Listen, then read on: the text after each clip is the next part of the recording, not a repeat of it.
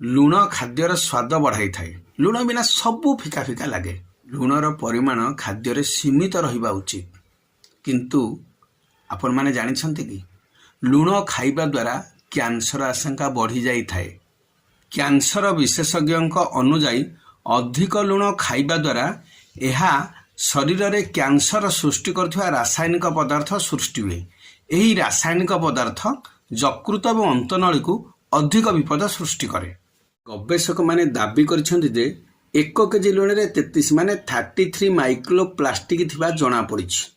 एही micro plastic रे थिबा अणु गुड़िक कैंसर एवं हृदरोग एवं हार्ट अटैकर कारण होइथाय। गवेषक माने 21 ब्रांडर साधारण लुण नेकी परीक्षा निरीक्षा करथिले। सेथुरु सब बाहरला प्लास्टिक फाइबर खंड। तेणु आपण माने जदि अधिक लुण खाउछंती ताले सावधान होई जान।